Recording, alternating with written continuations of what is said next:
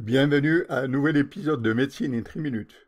Comme d'habitude, on va droit au but. Le sujet est expliqué d'une manière brève, claire et souvent illustrée.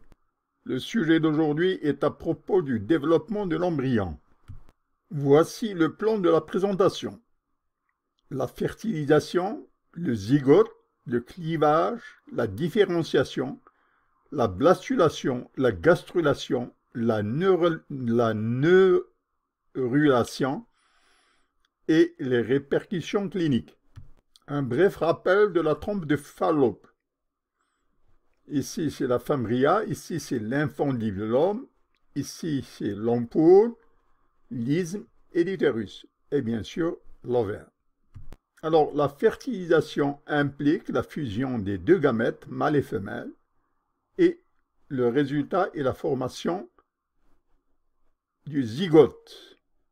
Alors, nous remarquons la présence de ce qu'on appelle ici la corona radiata, et ici, c'est la zone pellucide. Alors, dans l'ovum fertilisé, il y a la fusion de deux nucléi. La cellule devient diploïde avec 46 chromosomes et ça s'appelle le zygote. Quand le zygote commence à se diviser, eh bien, on parle d'embryon. Au fur et à mesure que l'embryon avance dans l'âge, il migre. Donc, il subit deux types de transformations, des formations qu'il subit morphologiques et la transformation de la migration. Donc, première semaine, c'est le zygote. La deuxième semaine, on arrive au stade du disque bilaminaire ou le blastocyste. Et à la troisième semaine, on arrive au stade des disques trilaminaires et avant l'implantation. Alors, dans la première semaine post-conception, il existe deux phases, une phase intratubale et une phase intra-utérine. Alors, la phase intratubale, c'est là qu'il y a ce qu'on appelle la fertilisation et le zygote. Et puis, entre le 17e et le 18e jour, c'est la morula. La phase intra-utérine est caractérisée par l'implantation et on a le blastula. Alors, fertilisation, premier jour, zygote. Deuxième jour, 2 cellules de blastula. Troisième jour, 4 cellules de blastula. Quatrième jour, morula. Cinquième jour, blastocyste. Et sixième jour, blastocyste, intra-utérin. Alors, le clivage, qu'est-ce que c'est que le clivage? C'est la cellule qui se divise en deux sans qu'il y ait de croissance. Donc, une division sans croissance. Et puis, 2 cellules vont donner 4 cellules, les 4 cellules vont donner 8 cellules, et puis ainsi de suite, jusqu'à ce qu'on ait 32 cellules. Quand on a 32 cellules, au lieu de zygote, on ne parle plus de zygote, mais on parle de morula. Alors, au stade de morula, la zone pellucide commence à disparaître. Alors, après la phase de clivage, arrive la phase de compaction. Alors, la compaction, qu'est-ce que ça veut dire? Ça veut dire que, comme son nom l'indique, les cellules deviennent compactes, elles se rapprochent les unes aux autres, elles s'accolent les unes aux autres, et ce phénomène s'appelle la compaction. Alors après ce phénomène de compaction arrive le phénomène de différenciation. Alors qu'est-ce que c'est que la différenciation? C'est l'apparition de deux types de cellules distinctes, une couche périphérique et une couche centrale. La couche périphérique, ça s'appelle le trophoblaste, et la couche centrale s'appelle l'embryoblaste. Donc différenciation, en dehors, zone externe, c'est le trophoblaste, et la couche interne, c'est l'embryoblaste. Alors maintenant arrive le stade de blastulation. Alors qu'est-ce que c'est que cette blastulation? Eh bien, les cellules qui constituent l'embryoblaste, elles vont pousser vers un pôle et se creuse une cavité à l'intérieur de cette cavité. Cette cavité s'appelle le blastocèle. Alors, les cellules qui sont regroupées vers une extrémité s'appellent les cellules, la masse de cellules, les cellules internes, la masse de cellules internes.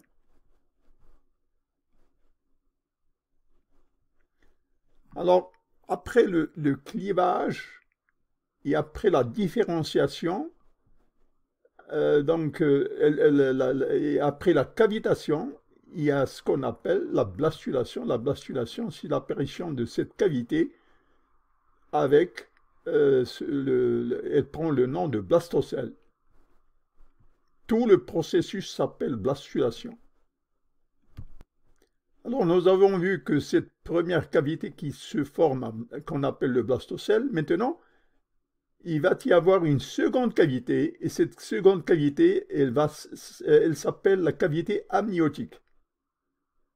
Et les cellules se différencient en deux types de cellules, ce qu'on appelle l'hypoblaste, c'est ce qu'on voit à cette zone, et au-dessus, c'est l'épiblaste. Donc, différenciation en deux types de cellules, l'épiblaste et l'hypoblaste, et deux cavités avec ce qu'on appelle la cavité amniotique. Alors, pour comprendre le phénomène, il ne faut pas le voir dans un plan, mais il faut voir à 3 dimensions. Alors, imaginez un melon qu'on coupe. Alors, quand on coupe le melon, eh bien, dans sa coupe, on peut distinguer ce qu'on appelle le disque bilaminaire. Bilaminaire, ça veut dire que avec deux couches. Une couche qu'on appelle hypoblaste et une couche qu'on appelle épiblaste. Alors, après la blastulation, arrive la gastrulation. Alors, qu'est-ce que c'est que la gastrulation? C'est le passage de la structure du disque à deux couches, donc le disque bilaminaire, et va passer au disque trilaminaire, à 3 couches. Alors, le disque bilaminaire, il y a déjà une apparition de ce qu'on appelle le primitive strike. Alors, dans le disque trilaminaire, ici, on individualise des noms, on a donné une nouvelle nomenclature. Alors, la nouvelle nomenclature, elle s'appelle ectoderme, mésoderme et endoderme. L'ectoderme, c'est le feuillet externe, au milieu, c'est le mésoderme, et en bas, c'est l'endoderme. Donc, gastrulation, on passe du disque bilaminaire au disque trilaminaire. Alors, on passe du disque bilaminaire au trilaminaire disque germe. Alors, le feuillet qui est près de la cavité amniotique est l'ectoderme. Le feuillet qui est à proximité du sac jaune s'appelle l'endoderme. Et entre les deux, c'est le mésoderme. Ectoderme, endoderme, entre les deux, mésoderme, et qui inclut notochorde. Alors, le feuillet supérieur ou épiblaste et le feuillet inférieur ou hypoblaste, ils vont coller, ensemble et ils vont fusionner et ils vont constituer un point qu'on appelle l'hypoblaste, l'endoderme. Alors, ce point-là s'appelle le précordal plate. Alors, le précordal plate,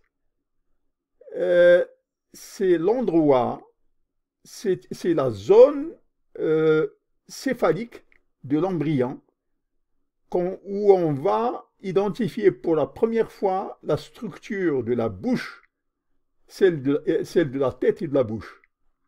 Donc, à partir du moment où on identifie, identifier le précordial plate, alors on sait que c'est l'extrémité caudale, c'est l'extrémité céphalique avec la bouche. Alors, au milieu du mésoderme se forme le notochorde et le but du notochorde, c'est la différenciation pour la neuridation. Elle se produit dans le mésoderme et au-dessus, il y aura des changements au niveau de l'ectoderme qui va subir un épaississement et les neuroplates vont évoluer pour donner le neurotube. Ici, on passe du neuroplate au neurotube. Alors, voici les neuroplates, ils sont ici, et puis ils vont se rapprocher, et ce rapprochement des neuroplates, il va constituer une gouttière, ça s'appelle la gouttière neurale, et cette gouttière neurale, elle finira par se fermer. Alors les deux berges des plaques neurales, elles vont se rapprocher, et quand elles se rapprochent, il y aura une fermeture complète, et quand la fermeture complète sera faite, ça s'appelle le tube neural. Alors le tube neural, il y a au niveau du neural plate, il y a certaines cellules qui se différencient et qui vont vers la périphérie. Alors, ces cellules qui vont vers la périphérie, elles vont constituer le système nerveux périphérique. Alors, ectoderme, le tube neural. Alors, le tube neural, c'est le précurseur du cerveau et de la moelle épinière.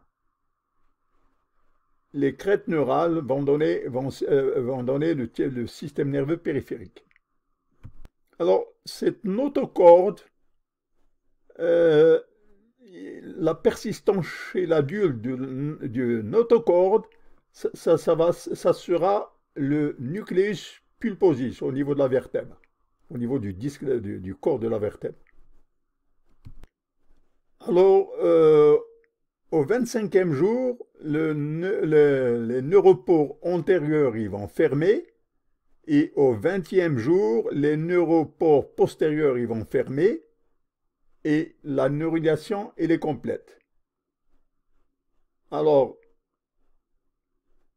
ici, c'est le neuropore antérieur, ici, c'est le neuropore postérieur et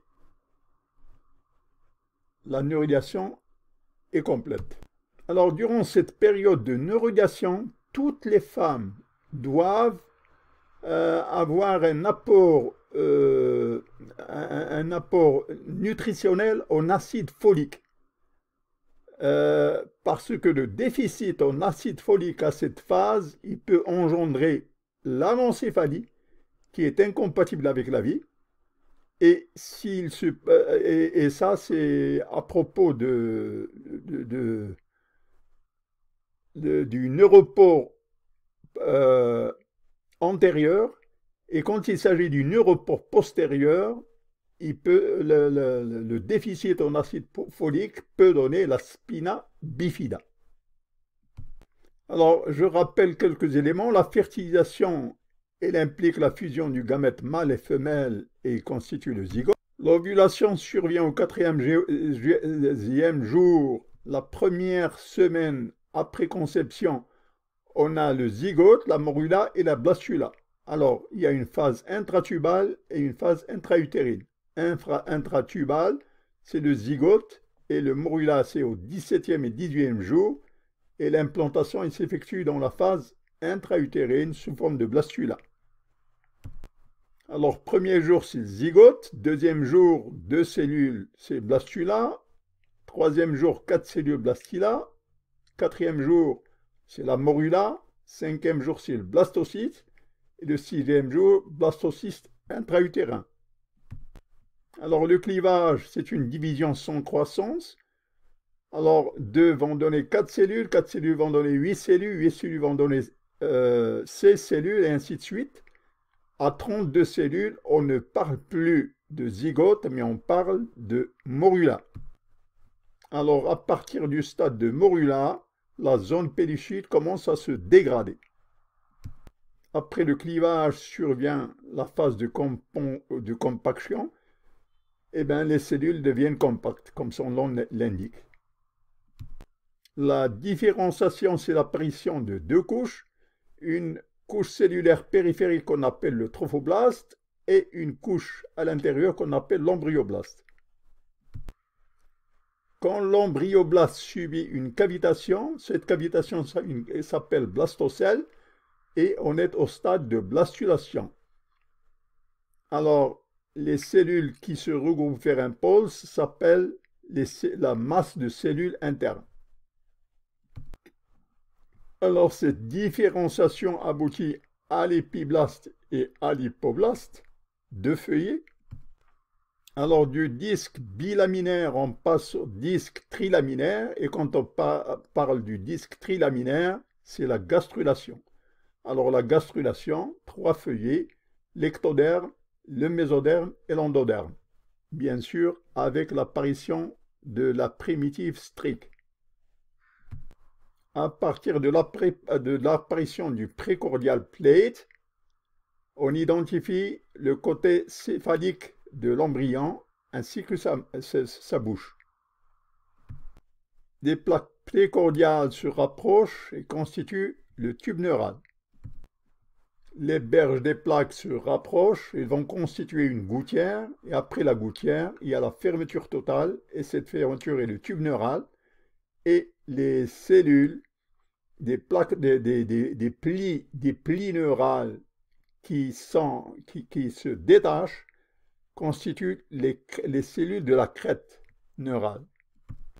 Alors, le tube neural est le précurseur du cerveau et de la moelle osseuse. Les cellules de la crête sont les précurseurs du système nerveux périphérique. Le vestige chez l'adulte de la notochorde et le nucleus pulposus dans les vertèbres. À 25 jours de gestation, la fermeture de la neuropore antérieure, et au 28e jour de la gestation, la fermeture du neuropore postérieur. Alors, un défaut de fermeture du neuropore antérieur par manque d'acide folique peut causer l'anencéphalie, et un défaut de fermeture du neuropore postérieur, toujours par ce déficit en acide folique, durant la grossesse, peut engendrer la spina bifida.